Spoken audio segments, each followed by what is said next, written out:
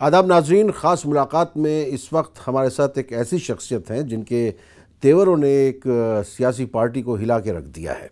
हमारे साथ हैं शहजाद पूनावाला साहब।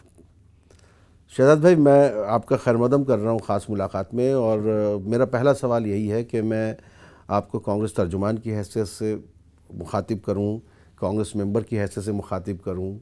क्या आप कांग्रेस में हैं या थे या नहीं थे? क्योंकि मैं इसलिए भी पूछ रहा हूँ कि एक प्रोग्राम अभी हमारा आने वाला है, हमारे मसाइल, उसमें मैंने कांग्रेस तर्जुमान की हैसियत से दावत दी थी और आप उसमें शरीक हुए हैं। तो अब मेरे लिए मुश्किल ये होगी कि मैं आपको उसमें कांग्रेस तर्जुमान की हैसियत से मानूँ कि नहीं, क्योंकि पार्टी कह रही है कि आप कांग्रेस में कभी थे ही नहीं। नहीं, मेरे वजूद के बारे में मेरे मन में कोई डाउट नहीं है कि मैं कांग्रेस का लीडर भी हूँ, कांग्रेस का कार्यकर्ता हूँ और कांग्रेस मेरे रगों में है। ये डाउट उन लोगों को अब होने लगा है जो लोगों ने इतने साल मेरे साथ गुजारे इस पार्टी में। जब मैंने वंशवाद और परिवारवाद की व्यवस्था पे बोला तो इसके जो सबसे ज़्यादा फ़ायदा उठा रहे इस व्यवस्था का, उन लोगों को बड़ी इनसिक्योरिटी महसूस होने लगी। तो उन्होंने अब मुझे मना कर दिया कि हम आपको जानते भी नहीं हैं, पर मेरे पास तथ्य और प्रूफ है। अगर मैं कांग्रेस का नहीं हूँ तो ये उन्होंने कहा 2-2.5 साल से मैं कांग्रेस का नहीं हूँ। ये मेरा लेटर है अपॉइंटमेंट का 2016 का, अशोक चौहान ने मराठी में दिया है हमको।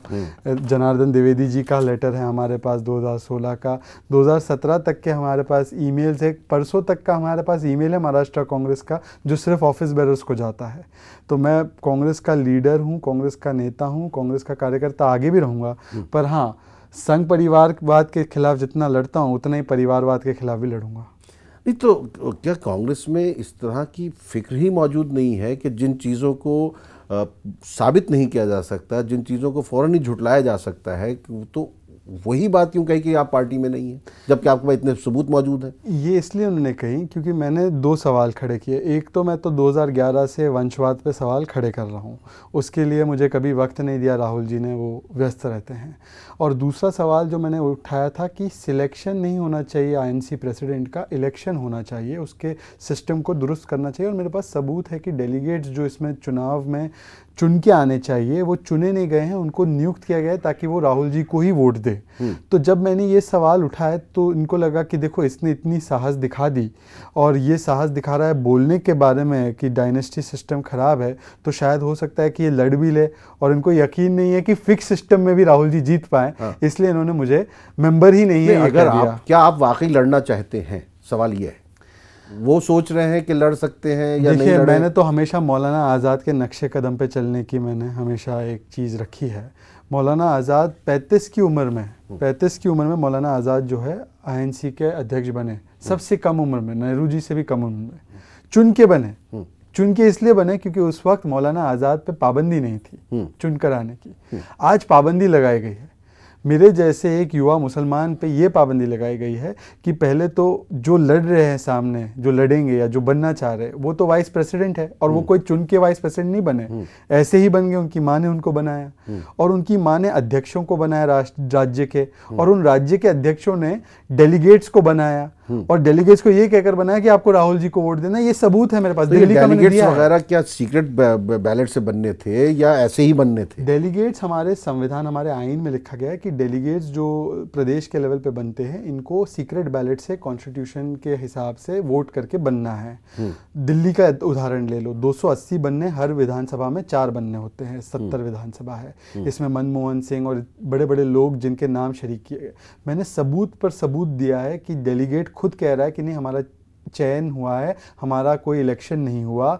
मनमोहन सिंह जी के लिए लोगों ने ट्वीट किया है कि he has been nominated. Yasmeen Kidwai नाम की एक लड़की जो बनी है वो कह रही है कि पहले मेरी दादी थी, अब मैं बनी हूँ, और मनमोहन सिंह को भी बनाया गया है। जेपी अग्रवाल, मुदित अग्रवाल, रागिनी नायक और उनके हस्बैंड अशोक बसोया। तो डायनेस्टिक डेलीगेट्स भी बने हैं। और वो सारे कैसे बने हैं? अजय माकन ने 280 नाम फाइनल किए और सब नाम को दे दिया कि आपको राहुल जी को वोट देना है। तो ये असंवैधानिक है। ये चीज़ मैंने कही है तो लोगों को थोड़ा बुरा लगा है और वो जानते हैं कि ये रिग्ड सिस्टम है, वो मानना नहीं चाहते। अब तो मैंने और भी प्रूफ दे दिया। मनीष तिवारी जी की जो बातचीत हुई है उसमें वो कह रहे हैं कि अगर आप ये बात उठाओगे तो पार्टी से बाहर कर दिए जाओगे, अगर आप ये बात उठा। आपने मनीष तिवारी को तो खामखा में फंसा दिया, बेचारे पार्टी, वो पार्टी के फ़ोन भी नहीं उठा रहे होंगे इस वक्त। नहीं, मनीष तिवारी जी का और मेरा बहुत पुराना एक सफ़र रहा है। मनीष तिवारी जी एक बहुत ही अच्छे इंसान हैं और वो उन बातों से इत्तेफाक रखते हैं कि जिन बातों पे मैं बोलता हूँ, इनफैक्ट उन्हीं से हम प्रेरणा लेते हैं। हाँ, ये इसलिए करना पड़ा क्योंकि मेरी पार्टी ने तो मुझे मना कर दिया कि मैं जानते भी नहीं हूँ, पार्टी के कुछ चाटुकार नेताओं ने जो डायनेस्टी को बचाना चाहते, उन्होंने कहा कि शहजाद पूनावाला तो है भी नहीं। तो मुझे ये कदम कल उठाना पड़ा, ये प्री प्लान नहीं था। पहली बार हमने अपने फ़ोन को इस तरीके से इस्तेमाल किया, ये मेरी फितरत नहीं है। पर जब मेरे ऊपर सवाल उठेंगे, मेरे चरित्र पे उठेंगे, हमले होंगे और मुझे झूठा कहा जाएगा, तो मैंने ये मन की बात जो हमारे नेताओं की है, चाहे मनीष तिवारी की हो, आचार्य प्रमोद कृष्ण कैंडिडेट रहे हमारे, संदीप दीक्षित रहे, ये राजू शर्मा जो डेलीगेट रहा है, ये सब लोग बता रहे हैं कि सारा सिस्टम ही रिग्ड है। तो आपको लगता है कांग्रेस में आप जैसी आवाज़ें बहुत सी हैं जो बाहर निकलेंगी?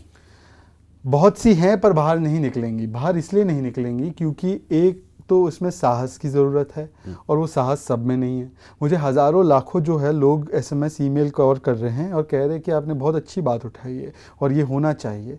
और पर कोई पुराने नेताओं में भी या किसी ने भी ये बात नहीं उठाई पार्टी में रहते हुए। सब लोग पार्टी छोड़ के गए और फिर बात को उठाए। हिमंता बिस्वा शर्मा, मैं पार्टी में रहते हुए इसको उठा रहा हूँ और मुझे नहीं लगता कि किसी और में हिम्मत है, क्योंकि हिम्मत होती तो पहले उठाते। एक बार जितिन प्रसाद के फादर ने कंटेस्ट किया, उनका क्या हशर हुआ, और मुझे ये भी एक मालूम है कि इसका हशर बहुत बुरा हो सकता है। नहीं, वो अगर जितेंद्र प्रसाद उन्होंने जब इंतखाब लड़ा था सोनिया जी के अगेंस्ट में, तो वो भी क्या फिक्स नहीं था? नहीं, तो ये है कि वो तो फिक्स्ड ही था, वो भी फिक्स्ड ही था। इसीलिए तो देखिए एक ही तरफा होता है। मणिशंकर अय्यर का बयान, तो ये भी फिक्स नहीं हो सकता जो आप बोल रहे हैं। तो मैं वही कह रहा हूँ ना। अच्छा मेरी बात छोड़ दो। मणिशंकर अय्यर सबसे वफादार उनको माना जाता है। कुछ लोग उनको पिद्दी कहते हैं कांग्रेस पार्टी के परिवार का, मैं नहीं कहता, ऐसे शब्द मैं नहीं इस्तेमाल करता। मणिशंकर अय्यर का बयान है 8 अक्टूबर का कि माँ और बेटा इनमें से ही अध्यक्ष बन सकता है। राजीव त्यागी अधिकृत प्रवक्ता है, कह रहे 10-20 साल नहीं 50-100 साल तक गांधी ही रहेंगे, और ये अभी तक नॉमिनेशन भी नहीं भरे है राहुल जी ने, इनको पता है। तो ये फिक्स सिस्टम है, ये सबको पता है। प्रोप्राइटरशिप कह दिया ना मनीष तिवारी जी ने। प्रोप्राइटरशिप मतलब स्वामित्व, जागीर। बिल्कुल सही है। यहाँ पर नाज़रीन वक्त है मुख्तसर वक्फे का, हम लौट कर आएंगे और शहजाद पूनावाला से जानने की कोशिश करेंगे क्या राहुल गांधी इनके लीडर अब भी हैं कि नहीं है, मगर इस मुख्तसर वक्फे के बाद।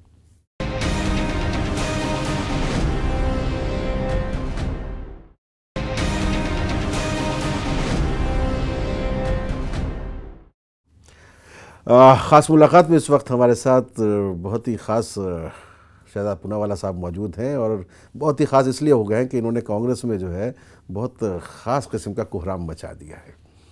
शहजाद भाई, साफ सी बात, आपने बहुत बड़ा रिस्क लिया है। अगर पॉलिटिकली देखें, अगर आपके कोई ना कोई तो आपके पीछे खड़ा होगा ना, मतलब बिल्कुल खड़ा है। कौन है? मेरे पीछे वो तमाम लोग खड़े हैं जिनके परिवार का कोई अता पता नहीं है। 65% आबादी इस मुल्क की 35 के बिलो है, जिनकी उम्र 35 से बिलो है और उनके कोई परिवार का पता नहीं। वो मेरी तरह ज़मीन से उठ के आए हुए लोग हैं। उनका जो साथ है, उनका जो हाथ है, वो मेरे पीछे है। उन्होंने 2014 में हमको बताया ना कि वो किस दिशा में जाना चाह रहे। कांग्रेस कोई बुरी पार्टी नहीं है, मैं तो कांग्रेस के साथ हूँ। मैं कांग्रेस का विरोधी नहीं हूँ, वंशवाद व्यवस्था का विरोधी हूँ। कांग्रेस को लोगों ने सिर्फ इसलिए नकारा, कल भी नकारा यूपी के चुनाव में, क्योंकि हम वंशवाद की साइकिल को चलाना चाहते हैं, वंशवाद का हाथ पकड़ना चाहते हैं। वंशवाद निकाल दिया जाए कांग्रेस से तो हमारी 40% सीट बढ़ सकती है। यूपी चुनाव जो हुए हैं कल के, उसमें क्या नतीजा है? बीएसपी और भाजपा, जिनका सिद्धांत वंशवाद नहीं है, कांग्रेस और सपा का सिद्धांत वंशवाद है कि वंशवाद ही मूल है, उन लोगों की क्या फजीहत हुई है। नहीं, ऐसे तो बीजेपी में बहुत वंशवाद के बात कहें, वो डायनेस्टिक उसमें भी चलता है, उनका बेटा, उनका टिकट, सब कुछ चलता है उसमें। ऐसा कुछ नहीं है। मैं ये कह रहा हूँ कि हमारी पार्टी में मैं हूँ, मैं बीजेपी में तो हूँ नहीं। बीजेपी की जो पॉलिसी के खिलाफ मुझे लड़ना है, मैं उसके खिलाफ लड़ रहा हूँ, संघ परिवारवाद के खिलाफ। दूसरी बात, हमारी पार्टी में डायनेस्टी एक्सेप्शन होता और मेरिट और टैलेंट रूल होता तो बात समझ में आती। आज डायनेस्टी रूल है और मेरिट एक्सेप्शन है। आप मुझे एक स्टेट बता दो, पंजाब, महाराष्ट्र, गुजरात, राजस्थान, कर्नाटका, मध्य प्रदेश, कहाँ मैं बोलूँ आपको? सारे अध्यक्ष जो है, बेटा है, बेटी है, पोता है, पोती है। अब कहाँ एक स्टेट बताइए। दिग्विजय सिंह तो हैं जिनका तो कोई है नहीं सिलसिला ऐसा इस किस्म का, आपको लगता है? नहीं, दिग्विजय सिंह जी तो एक अलग बात हो गई, पर उनके भी बेटे अब राजनीति में हैं। मैं व्यवस्था के खिलाफ हूं। अच्छा, राहुल गांधी आपके लीडर है इस वक्त के? नहीं, बिल्कुल है, राहुल गांधी मेरे लीडर है, पर मैं चाहता हूं कि राहुल गांधी मेरे लीडर राहुल होने की वजह से रहे, गांधी होने की वजह से ना रहे। राहुल गांधी ही अध्यक्ष बने, पर वो चुनाव से बने, चयनात्मक रूप से ना बने। ये फर्जी सिस्टम से ना बने। कि आपने एक बहुत गलत वक्त पर इस तरह की चीज़ की है, जिसमें गुजरात चुनाव में कांग्रेस एक बहुत अच्छी सुनने में आ रहा है कि टक्कर देने की हैसियत में है और कुछ इस तरह की चीज़ें हो रही हैं, उसमें एक आप एक क्योंकि मुस्लिम आपका चेहरा भी है कांग्रेस का। सही वक्त क्या होता? सही वक्त ये होता कि गुजरात इंतखाबात के रिजल्ट आ जाते हैं और कोई इंतखाबात होते फिर उसके बाद। नहीं, ऐसा है कि सही काम करने का कोई गलत वक्त नहीं होता। अगर मैं 2013 में बोलता तो आप बोलते लोकसभा आ रहे, 2014 में बोलता तो आप बोलते कि यहाँ पे और बिहार चुनाव आ रहे, 2015 में 2015 में कहता तो आप बोलते बंगाल चुनाव आ रहे 2016 में। तो चुनाव तो इस देश में हर साल और हर 6 महीने में होते हैं। दूसरी बात, जो वादा 2007 में राहुल जी ने किया कि मैं सिस्टम बदल दूंगा, फिर 2013 में भी क्या सिस्टम बदल दूंगा, उसके बाद 48% जो लोकसभा में चुन के आए वो डायनेस्टिक परिवार से, स्टेट अध्यक्ष डायनेस्टिक परिवार से, आईवाईसी प्रेसिडेंट डायनेस्टिक परिवार से। तो जगह कहाँ बचेगी? मैं आपको एक बात बताऊं, आप कह रहे हो कि ये अभी क्यों उठा है, ये तो 1980 में लोगों को उठा देना चाहिए था, जो मेरे से सीनियर मुस्लिम नेता है पार्टी में। मुझे एक बताओ कि कांग्रेस ने 1980 के बाद कोई भी नॉन जम्मू कश्मीर स्टेट में जहाँ पे मुस्लिम आबादी भी है, वहाँ पे कौन सा मुस्लिम सीएम बनाया है? लास्ट अंटुले बने महाराष्ट्र में, उन्हें भी केसेस का सामना करना पड़ा। हाँ, और उन पे कोई केस आया तो उनको हटा दिया। टैलेंट पे अगर हटाना है, मेरिट पे अगर हटाना है, इन चीज़ों पे हटाना है। अजय माकन का क्या टैलेंट है? आज वो दिल्ली प्रदेश कांग्रेस कमेटी के चीफ है, लोकसभा कैबिनेट मंत्री होते हुए हारे, फिर वो विधानसभा हारे, विधानसभा में 0 पर लेके आए, एमसीडी में 3रे नंबर आया, बवाना पोल में जहाँ पे इतनी बड़ी मुस्लिम आबादी है, जहाँ पे कांग्रेस अच्छा कर सकती थी, वहाँ पे भी 3रे नंबर, बीजेपी के नीचे आए। तो इनको कौन से मेरिट पे रखा है? और वो आगे जाके किसी दिन उनको मुख्यमंत्री बनाया जाएगा, पर इतने सारे काबिल नेताओं को कुछ नहीं बनाया जाएगा।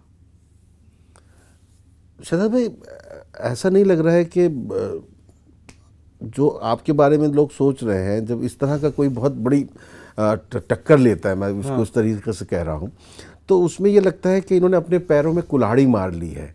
तो फिर आदमी सोचता है कि इसके बाद इनका अगला ठिकाना कौन सा होगा, अब कहाँ जाएंगे आप? क्योंकि देखिए ये बात तो तय है कि अब कांग्रेस में आप जो हैं बहुत अनवांटेड हो जाएंगे। वो सलमान खान की फिल्म थी ना, वांटेड, अब आप उसमें नजर नहीं आएंगे। तो और सबसे आपको एक बात बताता हूँ, 2008-9 से मैंने कांग्रेस की सेवा करने का शुरू किया, उसके मेरे पास प्रमाण भी है। वैसे 2016 तक तो मेरे पास कोई पद वैसी नहीं थी, तो मतलब मैंने 7 साल तो बिना पद सेवा दी, तो और 7 साल भी बिना पद सेवा देने के लिए मेरे में इच्छा है। तो जैसे हमारे पास आरएसएस थिंकर्स होते हैं, वो आप कांग्रेस थिंकर के तौर पे टीवी वगैरह में नजर आएंगे? मैं तो कांग्रेस थिंकर नहीं, कांग्रेस कॉन्शियंस कीपर की तरह हूँगा। अच्छा। कांग्रेस कॉन्शियंस कीपर वो होता है जो अंतर आत्मा की आवाज़ बता सकता है। मैं आपको एक और चीज़ बताता हूँ, यशवंत सिन्हा बोले बीजेपी की खामियों के बारे में, मेरे नेताओं ने और कांग्रेस जो नेता मुझे अभी रिजेक्ट कर रहे, ताली बजा बजा के स्वागत किया। अरुण शौरी का ताली बजा बजा के स्वागत किया, शत्रुघ्न सिन्हा का स्वागत किया। मैंने बोल दिया तो मुझे बोल रहे तो आप है ही नहीं, इतनी सेवा दी है। आपके नाजरीन जानते हैं कि सब मामलों में मैं ही पेटिशनर के रूप में जाता था, जहाँ कांग्रेस पार्टी नहीं जाती थी। गौरक्षा का मामला, कोई भी मामला, मैं जाता था, और ये पूरी दुनिया से छुपा हुआ नहीं है कुछ। और आज मुझे कह रहे मैं कांग्रेस का नहीं हूँ, आज मुझे इसलिए बेदखल कर रहे क्योंकि मैं उन लोगों का हिस्सा मांग रहा हूँ जिनका कोई परिवार नहीं है। चलिए नाज़रीन, यहाँ वक्त एक और मुख्तसर रखेगा, हम लौट कर आते हैं, इस गुफ्तगू को जारी रखेंगे, और लेकिन इनसे जानने की कोशिश तो ये ज़रूर करेंगे कि बीजेपी या आम आदमी पार्टी, या मुख्तसर वक्फे के बाद।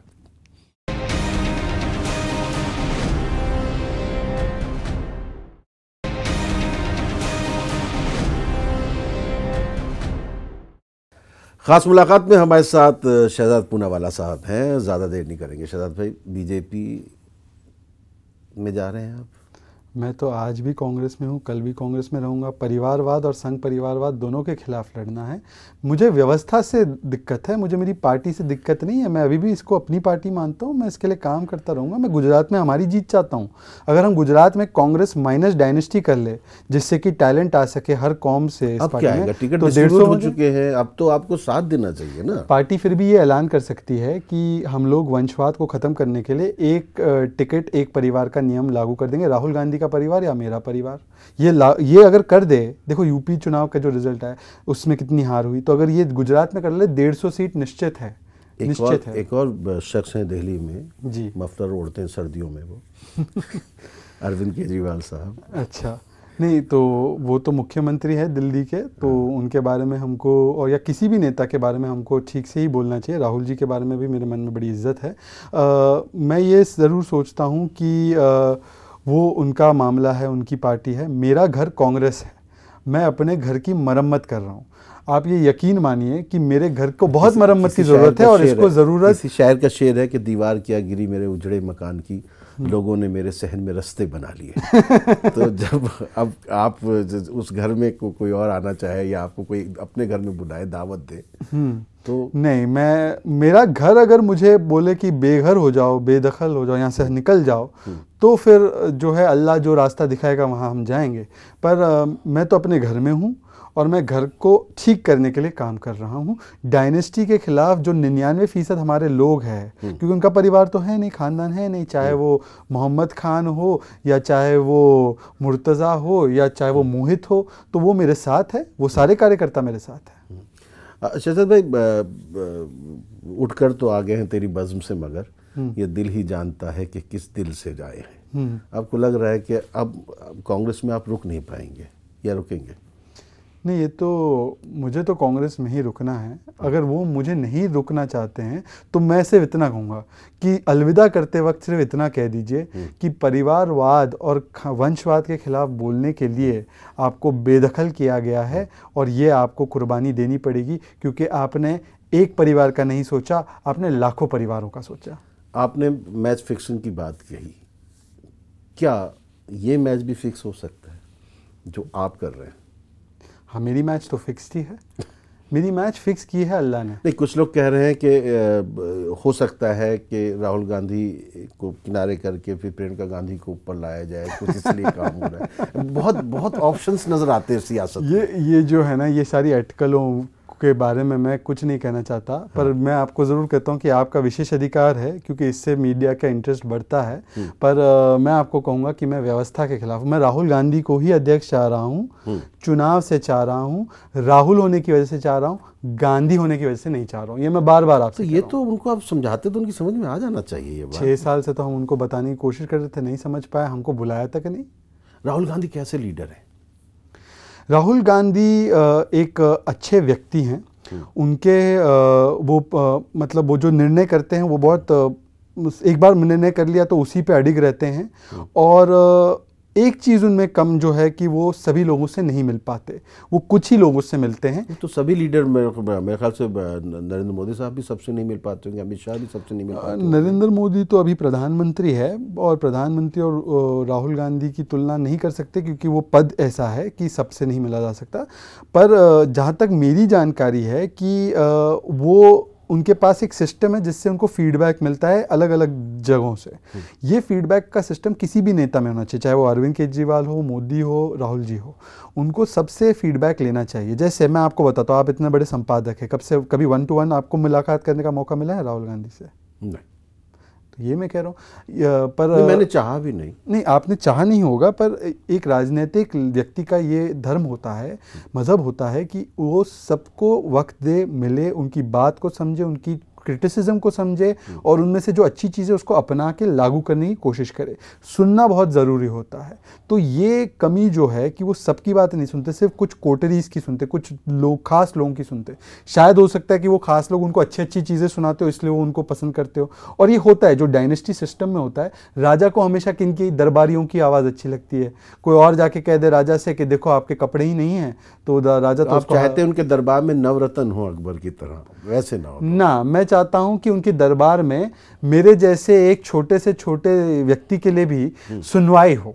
मैं चाहता हूं कि सिर्फ नवरत्नों की सुनवाई ना हो। ओके अच्छा, एक आपके मैं ट्वीट्स इधर देख रहा था तो आपने उसमें दिल्ली पुलिस के कमिश्नर को भी टैग किया हुआ है। आपको जान का खतरा हो गया है अचानक? आप एक बात समझिए कि जो वंशवाद का व्यवस्था है वो सत्ता को अपने पास रखने के लिए एक व्यवस्था बनी हुई है, और सत्ता की होड़ ऐसी होती है कि वो किसी भी हद तक जा सकती है। सत्ता है अब कांग्रेस के पास? कांग्रेस को तो सत्ता में आना है। कांग्रेस पार्टी भी तो सत्ता है ना, कांग्रेस पार्टी चलाना वो भी तो एक पावर है, वो भी तो एक सत्ता है। अपोजिशन की भी अपनी पावर होती है। बिल्कुल अपनी, वो कई स्टेट्स में पावर में है कांग्रेस पार्टी, और कांग्रेस पार्टी इंशाल्लाह 2019 में सरकार भी बनाएगी तो उसका भी तो पावर है। तो अगर नेतृत्व बदल दे तो 300 सीट आ जाएगी। अब आपकी बात में तजाद आ रहा है। आपके लीडर राहुल गांधी हैं, आप कांग्रेस को 2019 में पावर में भी लाना चाहते हैं, और उसके बाद भी आपके तेवर बागियाना है, क्योंकि आप जो है ये मानने को तैयार नहीं है कि मैं कांग्रेस के खिलाफ नहीं, मैं व्यवस्था के खिलाफ हूं, मुझे भाजपा नहीं चाहिए। आप कैसे इन चंद दिनों में व्यवस्था बदल देंगे चुनाव से पहले तक? 2007 से हवाला दे रहे थे राहुल जी मुझे कि बदल रहे। अब 2007 से लेकर अब 2017 आ गया, 10 साल हो गए ना। तो अब नहीं करेंगे कोशिश, फिर कब करेंगे कोशिश? एक बार अब राजीव त्यागी ने बोला है 100 सालों तक गांधी रहेंगे अध्यक्ष, तो फिर मैं 100 साल तो और नहीं रुक सकता ना 2017 से, मेरी उम्र इतनी नहीं है। उनकी रूह, उनकी आत्मा होगी ना गांधी जी की, वो कहा होगा उन्होंने, नाम लेके नहीं कहा होगा। गांधी जी की आत्मा ने ये कहा था, और गांधी जी ने अपने बच्चों को कभी राजनीति में लाने का काम नहीं किया था। तो गांधी जी की आत्मा से अगर राजीव त्यागी प्रेरित है तो उनको ये बात भी याद रखनी चाहिए कि गांधी जी का क्या संदेश था कांग्रेस पार्टी के लिए। उन्होंने आज़ाद को भी बनने दिया था इस पार्टी का अध्यक्ष। कोई आज़ाद, मौलाना आज़ाद आज बन सकता है इस पार्टी का अध्यक्ष? आप बताओ ना, शहजाद पूनावाला बन सकता है? उसको तो जब चुनाव लड़ने की मैं बोल भी नहीं रहा हूँ तब भी मुझे कह दिया कि आप नहीं हो पार्टी में। तो ये है शहजाद पूनावाला की हैसियत जिस पार्टी में मौलाना आज़ाद आपसे उम्मीद नहीं थी ना। दाऊ ब्रूटस वाली बात आ गई है ना यहाँ पर। ब्रूटस तो वो है जिन्होंने 2007 में वादा किया और फिर उसको नहीं निभाया। उन्होंने तो पीठ में छुरा भोंका ना। उन्होंने कहा कि मैं अब आ रहा हूँ, डायनेस्टी की वजह से आ रहा हूँ, पर मैं बदलने वाला हूँ। तो उन्होंने तो पीठ में उन लोगों के छुरा भोंका है जो लोग देख रहे थे कि आप आएंगे और हमारा भला करेंगे, आप आएंगे तो हमारी जो बातों को सुनेंगे। उन्होंने ब्रूटस का काम किया, हम तो सीजर है। बस आखिरी बात के मैं लाना नहीं चाहता था, लेकिन मैं इसका भी थोड़ा सा इसको साफ के जहन में करना चाहता हूँ। मैं समझ गया आपका सवाल। कि आपके भाई जो हैं तहसीन पूनावाला, जो मेरे हम नाम भी हैं, तो उन्होंने सबसे पहले कहा कि वो आपसे, उन्होंने सियासी रिश्ते ख़त्म किए या खूनी रिश्ते भी ख़त्म कर दिए? देखो, वो जो कुदरत और अल्लाह ने हमको भाई बनाया है वो तो कोई ख़त्म नहीं कर सकता चाहे जितना हो जाए।